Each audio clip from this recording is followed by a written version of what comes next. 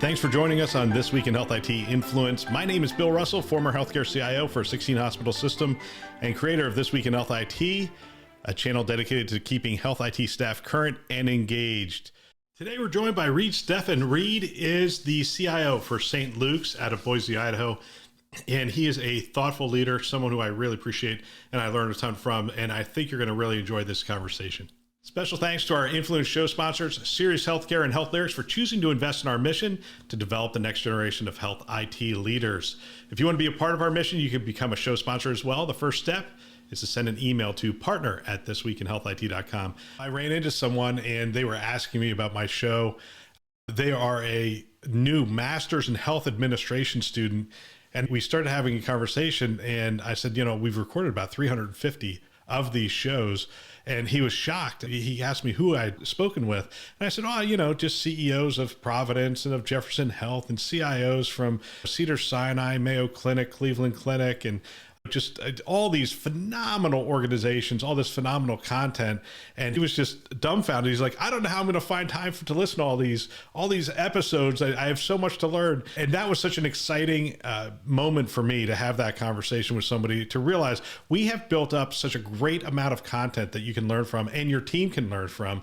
And we did the COVID series. We did so many great things, talked to so many brilliant people who are actively working in healthcare, in health IT, addressing the biggest challenges that we have to face. We have all of those out on our website, obviously, and we put a search in there, makes it very easy to find things. All the stuff is curated really well. You can go out onto YouTube as well. You can actually pick out some episodes, share it with your team, have a conversation around those things. So we hope you'll take advantage of our website, take advantage of our YouTube channel as well. Just a quick note before we get to our show, we launched a new podcast, Today in Health IT. We look at one story every weekday morning and we break it down from a health IT perspective. You can subscribe wherever you listen to podcasts at Apple, Google, Spotify, Stitcher, Overcast, you name it, we're out there. You can also go to todayinhealthit.com. And now on to today's show. All right, today we are joined by Reid Stephen, the CIO for St. Luke's Health out of Boise, Idaho. Good afternoon, Reid. Welcome to the show. Yeah, thanks, Bill. Good to see you and good to be here. Yeah, actually, I guess we're straddling the afternoon morning. It's still morning your time, as the people watching on the video are going to see. It's 11:06 a.m. right That's over right. your shoulder. I can see that. There you go. So, but I'm on the East Coast. Thanks for coming on the show. I'm looking forward to this. St. Luke's is obviously a significant player in the Idaho market. Give us some background on St. Luke's.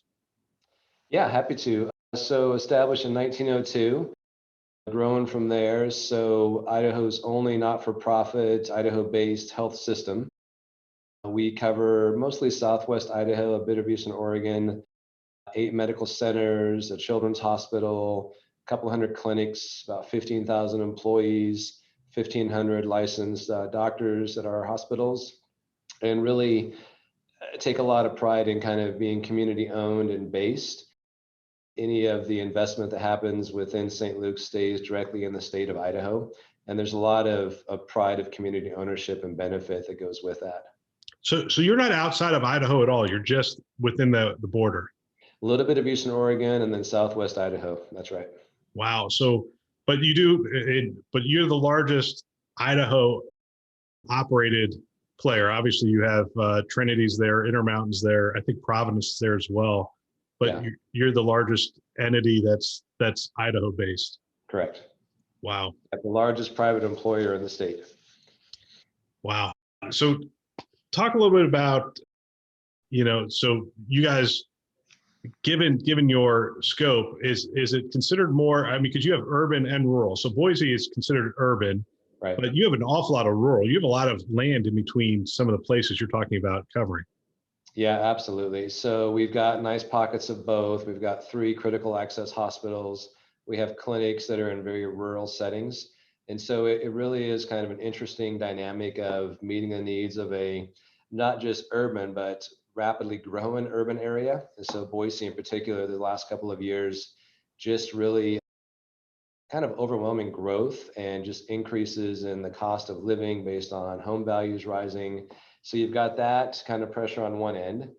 and also like emerging entrants into the market who don't have any connection with St. Luke's, like any kind of generational or historical kind of tie to St. Luke's. And so now we've got this opportunity to capture kind of those minds and those lives as they come into the market. And then you've got these rural settings where, their care needs and how we deliver that is just dramatically different than it is in an urban setting. So it really is kind of fascinating and fun to figure out how we provide for both ends and do it in a way that feels unified and harmonious.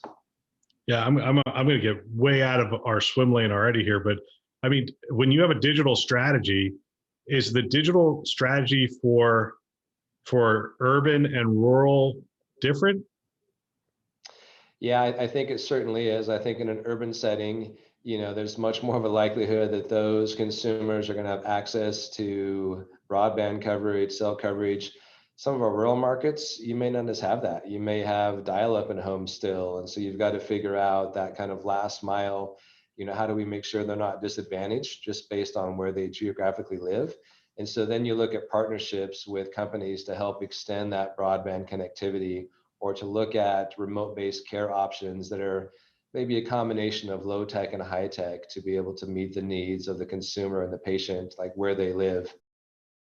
Not fair to expect them to travel great distances or to potentially move somewhere just to have access to the healthcare that's offered in an urban setting. So how did you get into this role? How did you get to Boise, and how did you get into this role as the CIO? Yeah, Idaho native, grew up in North Idaho, which is kind of the mecca of the state, beautiful area. Went down to Moscow to the University of Idaho, and then out of school, settled in the Boise area where there were jobs. And I never set out to be a CIO, never set out to work in healthcare. I spent the first part of my career really doing high-tech consulting, spent about a decade at Hewlett Packard. And when I was there, really got into cybersecurity, fell in love with it. I loved who I worked with. I loved what I did. But one night at dinner about 10 and a half years ago, my daughter was in kindergarten. She came home and they had a school assignment to, find out what your parents do for work and come back the next day and share it with the class. And my daughter and you couldn't explain it to her? Is that what's yeah, we kept like the Socratic method of, I could explain kind of what I did to a high level, but she kept asking me why. Like, okay, Dad, that's what you do, but why do you do it? And it kind of left me haunted, realizing, and this isn't a knock on HP, great company, great philanthropy, great history and legacy. But a lot of what I did day to day was focus on a 90-day view of how do we make changes to bump up the stock price at the next shareholders earning report. So I left that conversation and talked to my wife and said, again, I love what I do. I love who I do it with. I really want to love why I do it. And so looked around. I'd actually consulted at St. Luke's years prior during the Y2K work that was prevalent. And they had an opening for a security manager and applied for it, was hired. This was a little over 10 years ago, the first dedicated cybersecurity position in the health system. So this incredible opportunity to build and grow a program from the ground up with a company that had a big enough scale and size to make it meaningful. And Bill, you've had career kind of twists and turns. There was just opportunities along the way that opened up, and as I pursued them, one thing led to another, and before I knew it, I'd left a very comfortable setting in the cyber world as the CISO, because I could go to any place in the system, meet with any group of people, and feel like, I know as much, if not more, than they do about cybersecurity. And then I went to a situation that was drastically different. And in most meetings I was in, I realized I know less than anybody else around this table about this topic that we're discussing. And that's both, exciting and terrifying at the same time. But it's those growth opportunities that I think really add to a rich and meaningful career. This is probably the first time I'm going to admit this on a show, but I still remember that first year. I used to meet with a group of men every Friday morning outside of work, and they said, how's work going? And I'm like, I've never been so out of my depth in my life. And this is I'm 46, 47, yeah, very accomplished, have done a lot of things. They're like, what do you mean? I mean, you're the CIO for a health system. I'm like, every meeting I go into, I feel like I'm taking notes. I run out of that meeting and I do tons of research. I call people. It's like, what does this mean? What's this word? What's this surgery? What's this? And I'm like, I just feel like I feel like a little kid who's in charge of running something because there's just so much to learn. It was kind of it really was overwhelming that first year. Yeah, that's fascinating, and I totally relate to how you describe that. But I think, it's made me a better leader. Like it's kept me hungry and it's kept me vulnerable and I think kept me authentic. And so as uncomfortable it is at times, I've recognized the great value that kind of an experience provides to hone and refine you as a professional. Well, actually, it's interesting. I think you're the first person I can remember who's gone the security route to the CIO seat. I'm trying to think through all the people we've interviewed at this point. I can't remember anyone who really had a cyber background, and it's really interesting. So you come in, you have to establish the foundations for a cyber program, but you also step into a CIO role. Talk about that, the the steps you have to take when you first step into a role to really establish the right environment, establish the right mechanisms, culture, and the things that you're looking for. Yeah, happy to. And I think that as I look back on my career, I remember right out of school, like I've worked with some really brilliant technologists and people that I recognize that no matter how hard I study, no matter how hard I apply myself, I have some internal deficiencies. I'm never going to be kind of at that level. But what I found is kind of an ability that I've been able to develop and refine over time with great help from others is, I have an acumen for building high performing teams and I enjoy doing it. And so when I started in the CISO role, like building a team around me from scratch, it was really interesting to be able to apply like all of these lessons I filed away over the years of, what I would do if I were going to start over with something. And so I really placed a premium on cultural fit, on kind of similar mindset and approach for how you do the work and organize it and operationalize it. Certainly you have to have aptitude, but man, if you don't have some of those core foundational personality interlocking pieces in place, it makes everything else so much harder. And some of the acumen, the technical skills, much easier to grow and develop that in people than more of the soft skills. So I did that, I think, to a successful degree with the cyber team here at St. Luke's. And so one of the things that I kind of wondered was, that's a team of 15 people. Would that kind of scale to a larger organization? So as I progressed through different roles within the IT department here, it went from that to a group of a couple hundred, and then now an IT department of about 450. What I found in both of these situations when I would come into new roles, you have to do some honest assessment of just the culture and again, you think of Jim Collins' Good to Great. Do I have the right people on the bus and are they on the right seats? And what I found is a lot of leaders are reluctant to address that. They'd much rather kind of dive in and figure out their disaster recovery strategy and really kind of hone in on that. I've got smart people that will do that in spades all day long if I surround them with the right team and the right structure to get the best out of them. So that involves, when you first come into a situation like this, honest assessment, having hard conversations, potentially moving people's cheese, changing roles. There were exits out of the organization. But what I observed from that though is people came forward and they're like, it's so nice to feel like there's a leader now that kind of cares and gets this, because for the longest time, I've watched this dysfunction or whatever it might be transpire. And I thought, can no one else see this? And if they don't see it, then they don't care. How much should I care or be kind of vested in this? So those conversations can be grueling and difficult, but the fruit from it, it's, it can have a multi-month or a year impact on the culture of your organization. So I always start there is assessing the culture and then not being afraid to make the changes to usher in the kind of culture and the unity that you need. It's interesting. There's this aspect of wanting to be liked, and I've heard managers say, "Well, I don't have that problem." I'm like, "Well, then you're going to have a different problem." But we all have this aspect of wanting to be liked, but the reality is, if we don't address some of those hard things, I remember when we made some moves in the management ranks, some of the people from that were reporting into them just like unsolicited would walk in and say thank you, and it's thank you for recognizing that this is really a stifling environment. I wasn't able to really do what I wanted to do, and the team wasn't effective. And that's really the role of the person at the top, is to make sure that all those teams are really high functioning teams, and that means the right culture, the right leadership, and the right really framework for getting work accomplished. Yep, exactly. Well, yeah, that wasn't a question. I'm supposed to be asking questions, so let me go back to that. What are some of the signposts that you have the right culture that you're trying to develop?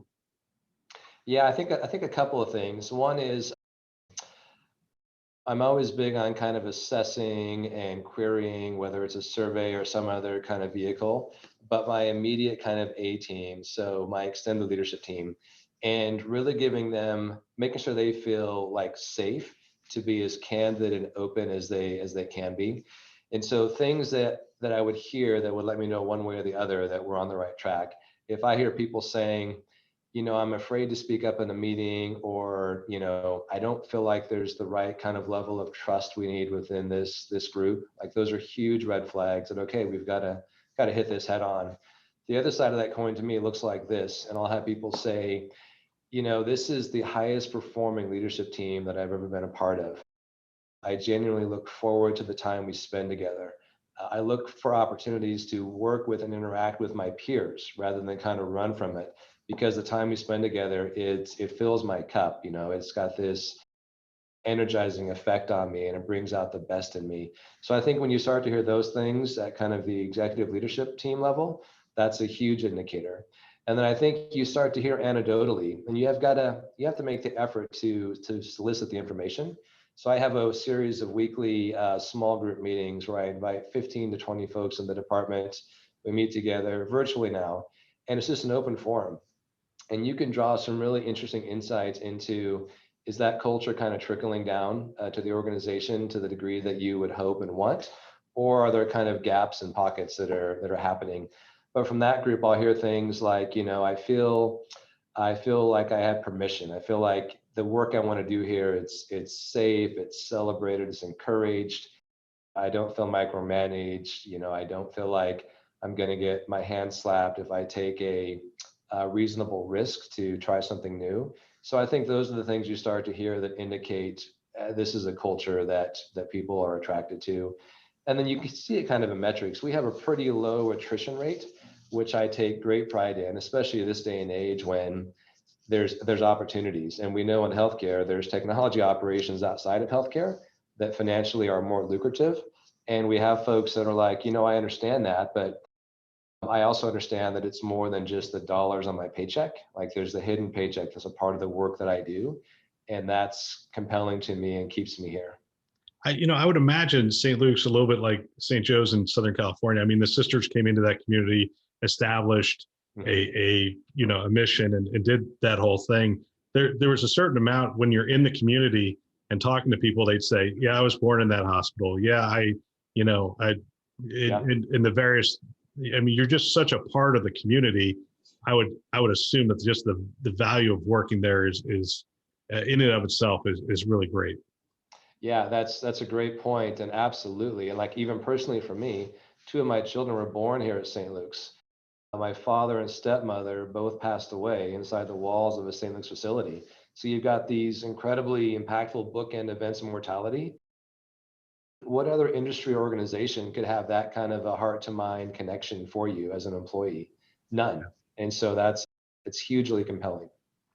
So I'm always curious with CIOs, because when I was in the role, I felt like the role was big, and every time I have conversations, and we do two of these interviews a week, that the role sounds like it's getting bigger and bigger and encompassing more things.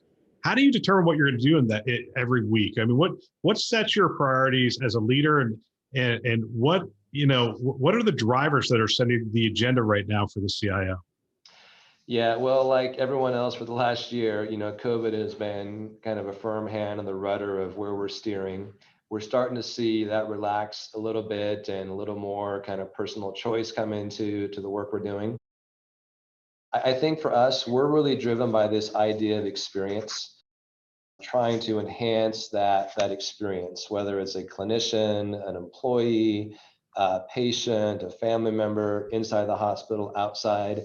So for me personally, what kind of drives the agenda and what we focus on is looking at just kind of instinctively, whether we hear it directly from surveys we've done, whether we hear it from people in the community, what are those things that we're just missing the mark on in terms of experience? And when you start to look at it that way, it's a pretty target rich environment. And so you look at, we talk about digital so much nowadays. There's tremendous opportunity to improve that experience. When you compare a healthcare digital experience, and I'm speaking for St. Luke's, compared to what someone experiences in finance or banking or retail or travel, you start to see some pretty wide variation and opportunity. So that is really kind of the lens we look through to kind of hone in and get the clarity of what we should focus on. And it's very easy at that point then to tie that back to the system strategic objectives that are in place that are supporting pillars to then accelerate that work and sequence it and prioritize it in the right way. One of the beautiful things about working in healthcare and an organization we just talked about is people coming up and going, yeah, I love that you work there, great event. But the downside is you go to a party and you say, yeah, I work at, St. Luke's or I work at St. Joe's. And they go, oh, let me tell you what happened to me. Yep. I went to schedule an appointment. I couldn't do it through the digital tool because of the, then I called the talk. So you get all those stories. Yeah. And that's funny because that was new to me when I joined healthcare, but people, when you tell people that you work for St. Luke's, they automatically assume that somehow they have the authority to change anything from clinical practice to the billing practice to the scheduling. So I kind of cringed initially because I would have those experiences when people they'd share good things, but they also would share kind of pain points. But I've come to really embrace those. I mean, they're a wealth of perspective and insight. And so I'm always very inquisitive, and I really try and draw out the details from people when they want to share those with me because it's a gift. But yeah. I know what you're talking about. Yeah. And one of the most innovative people I had would actually do handshake agreements with some of the patients where he was a technologist who worked for me, and he would follow the patients throughout their day, and he would just talk to them. And, and they looked down and they couldn't find their next appointment, and they were looking at the signage. And he made suggestions for all sorts of changes just because he followed the patients all day. And I'm like, how did you get your day job done? Like, we're paying you to do IT. He goes, no, you're paying me to build a better experience using digital tools. Because now sometimes those tools are just signs on a wall that are better marked. But yeah, it's just interesting. I mean, they're listening and getting that. Are there different ways that you're getting that information out of the community of what experiences they're looking for? Yeah, and it was slowed down a bit by COVID because of some of the restrictions in terms of visitation.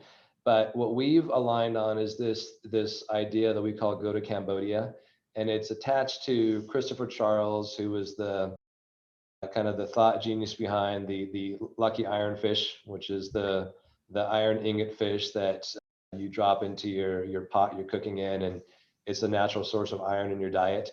Well, he came across that hypothesis and proved it out when he was in Cambodia doing his research study. He could have stayed in Canada to do the study, but he wanted to immerse himself in the country and the culture and the people, and then came across this incredible opportunity.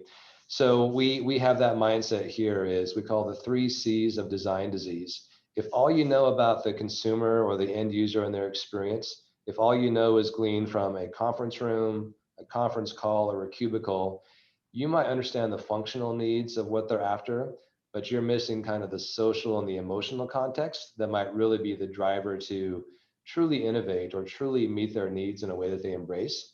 So we're all about telling people, just go and observe. Like, you think you understand how people are using the solution today, but you're probably wrong. So spend some time, just sit and observe, watch how they're using it, ask questions, be curious. Ask what questions. Don't ask people why they're doing something, because sometimes they can feel like they have to defend what they're doing. Ask them what. Like, I noticed you doing this. What's the reason that you do it that way? Or what's good about that? And that's been a concept that's resonated powerfully in our department. It's great to get people kind of out of their normal setting and out into various backdrops to kind of better understand how technology they support truly is used in a clinical or in a patient environment. But it also helps us identify areas of non-consumption, because sometimes people just struggle and they don't even think to ask for a better way, because they just think it's just the way it is. It's just the tedious part of my job and I'm just going to suck it up and live with it. But if we're there watching, we can sometimes help identify opportunities that a clinician or a patient or a consumer wouldn't even know to ask for. Is the again, I'm going to go off-roading here, but is the tool set there? I mean, do we have the right tool sets yet that we can hear something like this and be pretty responsive and just tweak, this system or tweak this digital tool? And specifically, I'm talking about the consumer experience more than the clinic, but I could be talking about the clinician. Do we have the tools that we can tweak? I think yes and no. I think it's very situationally dependent. One of the principles that we're advocating for and really promoting is not having people get tripped up with a false notion of innovation. So innovation doesn't have to be a moonshot, right? It doesn't have to be something like, Elon Musk worthy is kind of a phrase we use. Innovation is simply doing something that you have never done before. Doesn't mean that no one else hasn't done it. Doesn't mean they haven't been doing it for years. But if it's new to you and if it fundamentally improves and enhances the experience, in my book, that by definition is innovation. And so we find opportunities like that where there are quick wins. There are things that we can do relatively simply, relatively quickly, and it's a great satisfier then for that person on the other end. We're now working through the process of having some more rigor around the methodology and rolling out a proof of concept this summer. I'm going to convene a group of 6 VPs who are kind of like fast movers, innovative thinkers, get a core group together using a tool to help have an intake engine for ideas around innovation, and also give us a way to put out challenges for the organization of problems that we recognize at the executive level that we want to really solicit ideas and input from frontline staff. So I think in the course of that, I think you find those things that are kind of quick knobs you can just kind of dial in, but you'll also identify those things that maybe are much broader, much more complex, much more time intensive. But as you do both, I think it creates a groundswell and a rising tide that benefits everyone involved. All right, Reid. So there's business priorities. We talked about the experience priorities and those kind of things, but there's also IT priorities. How do you Yeah. ensure that you're addressing both? Yeah, I mean, you have those experience, but you also have tech debt, you have automation, you have Yep. new stuff coming in all the time, and EHR upgrades and whatnot. How do you balance those? Yeah, I think I'll answer that kind of 2 ways. And maybe I'll start with kind of a more tactical, just day to day, and then the second answer will be kind of how I personally, choose to approach it. So we carve out and we've conveyed to the organization, like, just by virtue of St. Luke's being open for business, there's a baseline operational cost to that. These are a percentage of our capacity of hours we have in a given year that it's untouchable. It's what allows us to make sure that our data center is functioning at a high reliability level. It's what allows us to do break fix in a timely manner. It's what allows us to ensure that we've got good cybersecurity practices and hygiene in place, that we're keeping current on our systems, refreshing tech debt, to your point. These are things that can't ever be on the chopping block when it comes to prioritization or what we're going to do and not do when we draw a line. And so that's worked fairly effectively, just to ensure that we don't ever lose ground with things that we know foundationally have to be in place to operate as a health system. That then leaves us with a bucket of hours of time then that we can use for more system directed kind of operational initiatives and desires. We're evolving our maturity in this space. We've got a robust intake process now, and we're really going through the idea of sequencing and prioritization. What's been great about the silver lining of COVID is, for the first time ever about a year ago, we did what we always talk about doing. Like, we said no to things, we stopped things, we delayed things, and we focused on these most critical elements that we knew we had to get right in a short span of time: remote work, virtual visits, safety practices within the walls of the hospital. And we delivered and executed as a system in a way we never have before. And my goal now is to make sure that that incredible lesson is not lost. And I'm starting to already hear kind of some of the murmurs of, okay, great, things are kind of starting to subside. Now all this work, we're going to kind of bring it back in. And if we do that and treat everything like it's important, nothing will be, and we'll kind of spin our wheels in spots where we have previously, and those ruts will just quickly become apparent again on the kind of the landscape. So it's an ongoing process. We carve out our operational capacity we need to kind of keep the plane flying, and then we continue to interact and talk with the business and try and have a really mature, robust way to truly measure and assess priorities and sequence the work and support it with the resources it needs in a way that's scalable. Personally, for me, I I trust my lieutenants. Like, I take a lot of my lead from them and what they're kind of feeling and seeing and directing. I get asked on occasion, what are the things that keep you up at night? And it's not a cyber breach. It's not, is Epic going to go down? It's not, is our network going to have an interruption? Not that I don't, those things certainly occupy space in my mind, but I've got experts that they're up at night worrying about that. And so me staying up at night worrying about that doesn't add any value, and actually probably is a disservice to them, because then I'm not focused on those things that I really need to be doing, which is ensuring that they have the tools and resources they need, that they feel safe in their work, that they feel they have permission to make decisions, that they have the right budget to do their work, that they're recognized and rewarded for the work they're doing. So in that regard, like, I feel like the way I answer, what I do personally to answer your question is I wake up every day working for these 450 people in my department, because as they do the best work they can do, some of those things solve for themselves, and I get great data and input from them that then arms me to have good conversations in the meetings I'm in. That's such a great answer.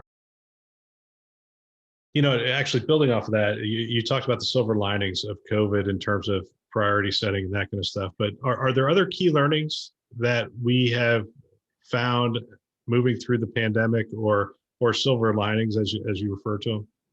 Yeah, I think so. And this is, I'm going to be repetitive. I listen to your podcast. This is nothing new, but I think it helps just to reinforce. So for us, we've learned that we can do remote work at a larger scale than we realize. And I think that's going to be a benefit from a retention and an attraction standpoint as an employer. I think personally for me, when I do these weekly kind of small group meetings I talked about, that is the number one question that is always asked is, hey, when do I have to come back to the office? What does that look like? And it's interesting because there was never a mandate that people had to work from home. We're critical infrastructure, so that was never a requirement. There's not going to be this date we set when it's like, hey, back in the office now. But I think that we'll align on this, and maybe not out of the gate, but my vision is we align on this future state where, we really treat our employees like the professionals they are. They understand the work they need to accomplish, the outcomes expected of them. We can give them and their leaders the space to then kind of manage what that looks like and not be overly prescriptive about when and where people are working. And we're having really great dialogue internally about this and what a playbook looks like with HR and others and legal. I'm of the opinion of, I want to trust people, and yeah, you'll have some outliers and bad actors along the way, but you deal with those. I would rather be occasionally disappointed than continually suspicious. And so that's kind of my mindset is, the majority of our staff are high functioning, they're going to do great. Let's treat them that way. The results we're going to get in return are going to more than offset any of the wrinkles we have to smooth out. So that's one. And telehealth is the other one I would highlight. We have really accelerated what we've done in that space, which has been super exciting for our team, because we've had these tools for years and just haven't had the right momentum or push to kind of get some of them off the ground. And COVID has introduced that. The communities responded. There was great, certainly in the early days of COVID, wide adoption and great use of telehealth. It's declined a bit because people do like that in-person experience, but I think we'll now have that at a baseline level that would have taken us so much longer to get to. And now we can kind of build on that. And we've got a kind of a case study of data that we can rely on to help move the needle even further in that space. Yeah, I mean, again, great answers. I have so many more questions I want to get to that I don't want to build off the questions I just asked. Let me ask you about partnerships, and I'm going to leave this purposefully broad.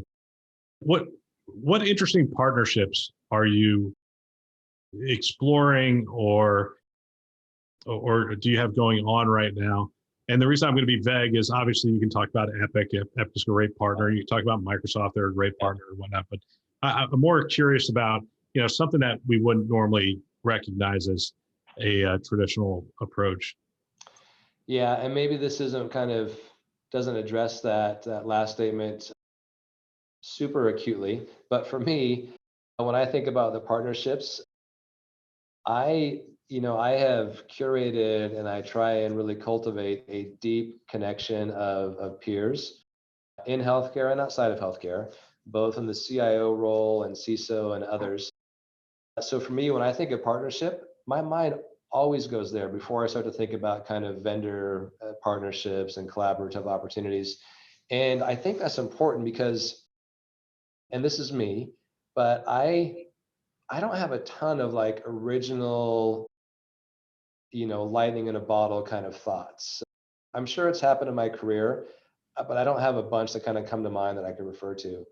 I have several experiences where I've been talking with somebody and they've kind of shared something they're doing, and their inspiration then kind of supercharges mine.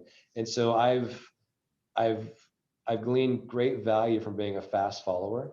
And so when I think about partnerships, it's folks in other organizations and having regular touch bases with them, sharing things we're doing, hearing from them. And in the course of that, a lot of ideas and genesis of inspiration come. So that's kind of my first reaction to that question is I think any CIO should be actively curating and cultivating kind of a virtual Rolodex of peers that they can just bounce ideas off of, share best practices, sometimes just vent to. There's tremendous value in that. When I think about more traditional kind of vendor partnerships, I think voice recognition is really compelling opportunity for us going forward, especially kind of the ambient listening space. So really interested in the Microsoft acquisition of Nuance that was announced yesterday and kind of what that's going to mean, because we're partners with both, but actively looking at ways that we can better leverage those capabilities to improve the experience for the provider.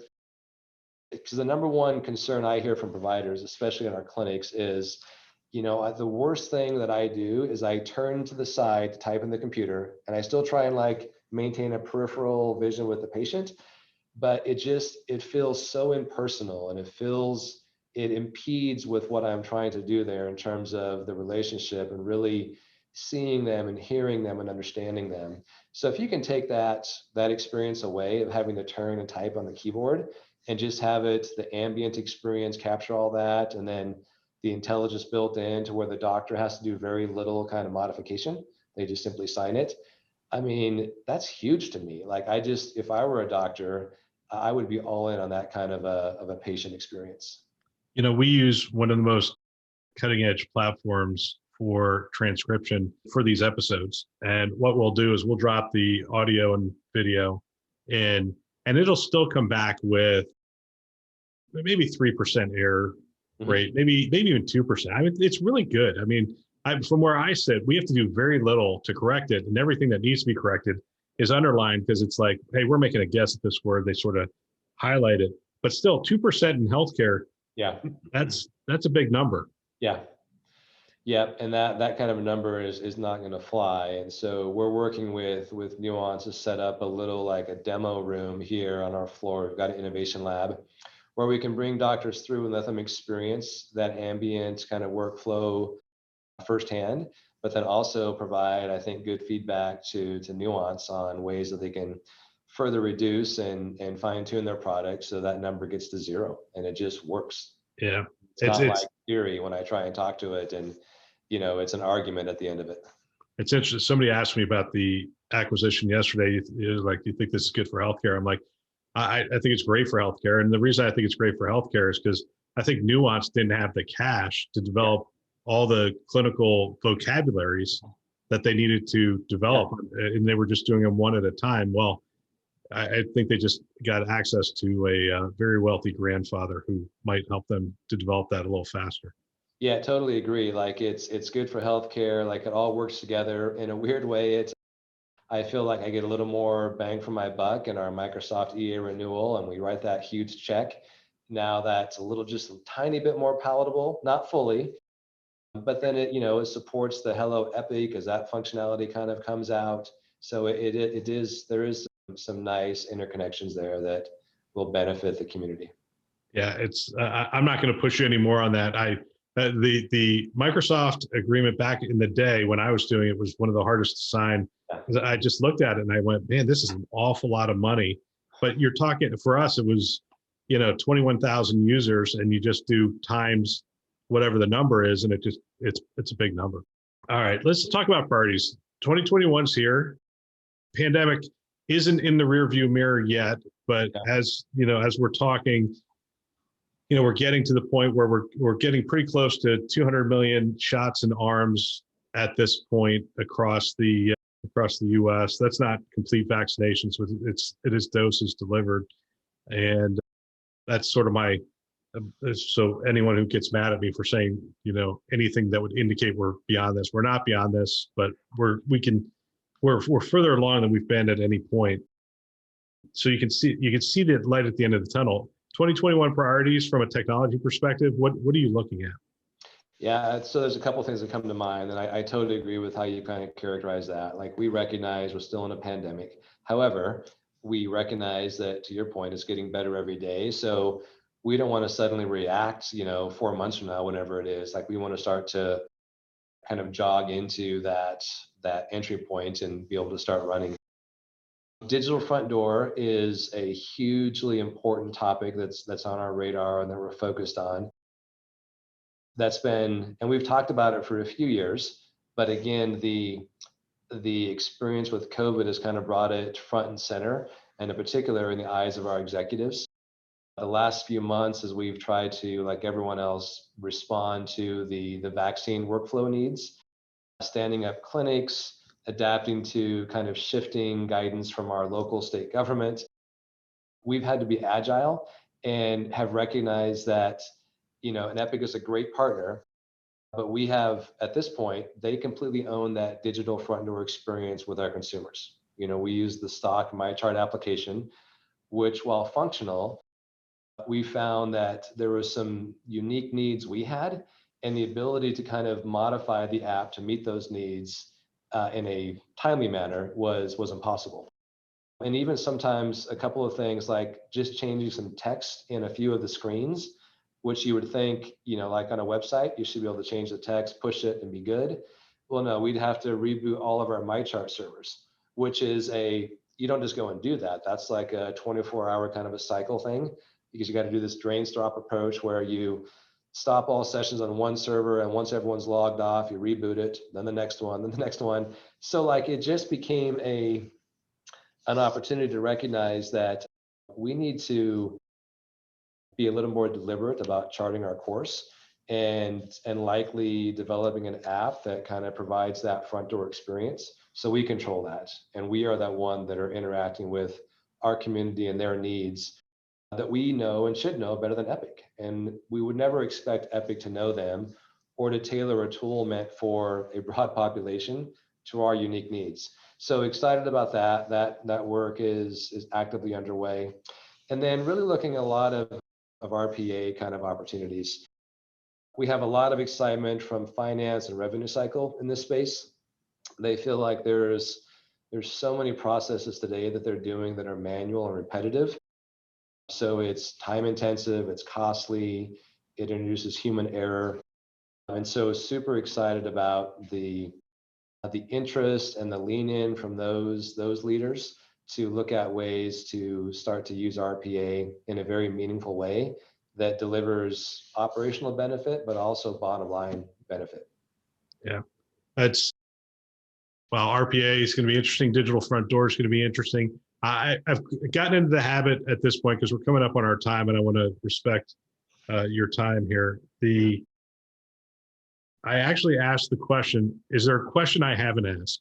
Is there something that there's a topic or something that you're either surprised I didn't ask, or that you think, hey, the community would benefit from talking about this?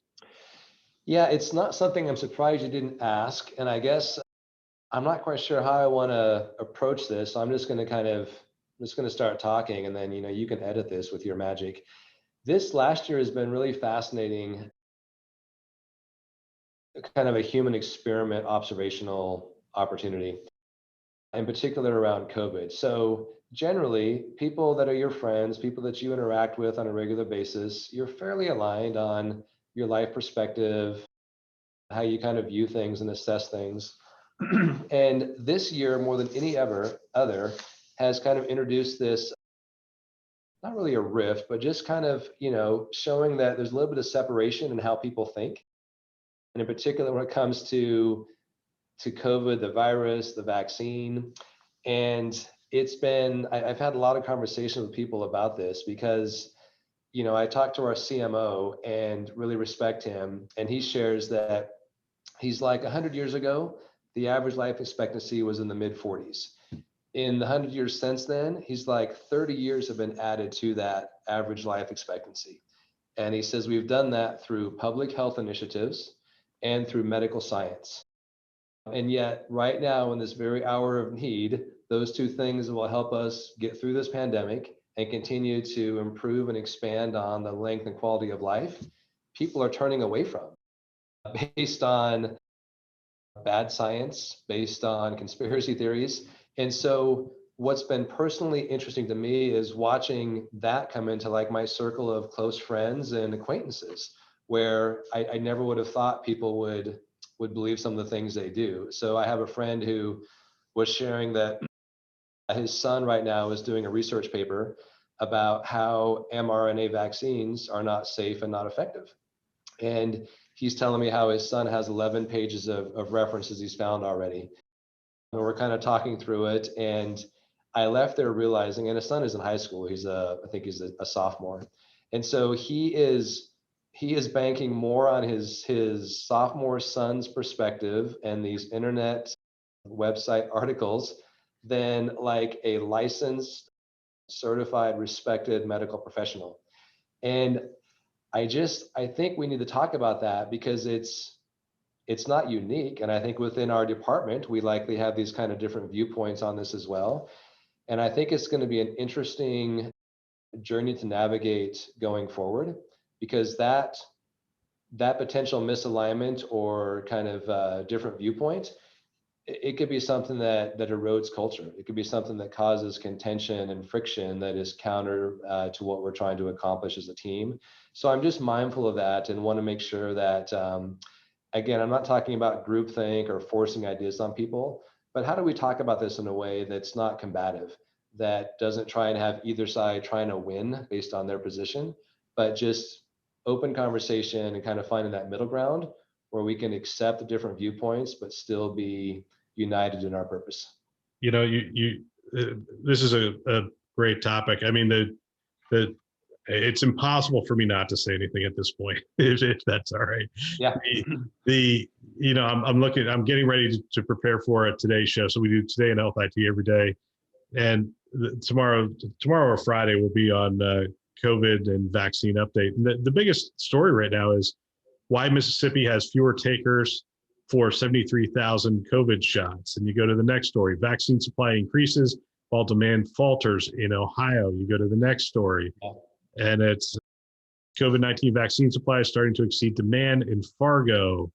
And by the way, there's 6 of these. I mean, state supplies of the COVID vaccine are now being sent to primary care doctors because supply outpaces demand. And same thing in Kentucky, we're seeing this.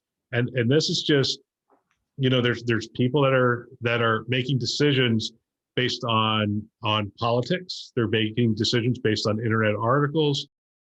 Now there's people making decisions based on history.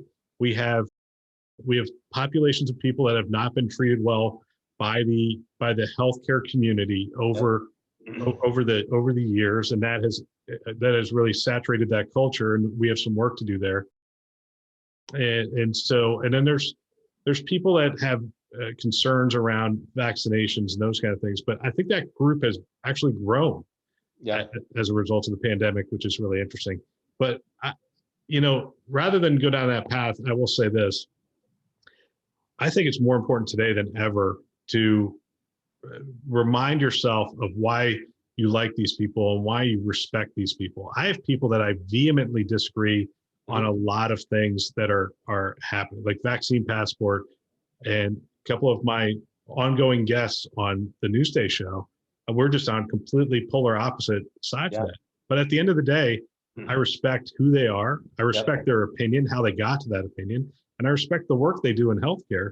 And so I'm not just going to shut them off and say, because you believe that, I can't listen to you on any other topic, because that would just be that it's somehow we have to maintain and rebuild the lines of communication.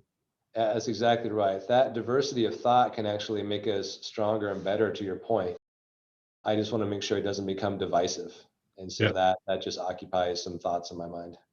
Thanks for bringing that up. To be honest with you, I normally wouldn't bring that up with the CIO because I don't want to put you in that spot to talk about this stuff. Yeah. So. Well, I introduced it, so there you go. Well, I appreciate it. Reid, thanks for your time. Always fantastic to talk with you. All right. Thanks, Bill. Have a good day. What a great discussion. If you know of someone that might benefit from our channel, from these kinds of discussions, please forward them a note. Perhaps your team, your staff. I know if I were a CIO today, I would have every one of my team members listening to this show. It's conference level value every week. They can subscribe on our website, thisweekhealth.com, or they can go wherever you listen to podcasts, Apple, Google, Overcast, which is what I use, Spotify, Stitcher, you name it, we're out there. They can find us. Go ahead, subscribe today, send a note to someone, and have them subscribe as well. We want to thank our channel sponsors who are investing in our mission to develop the next generation of health IT leaders. Those are VMware, Hillrom, Starbridge Advisors, Aruba, and McAfee. Thanks for listening. That's all for now.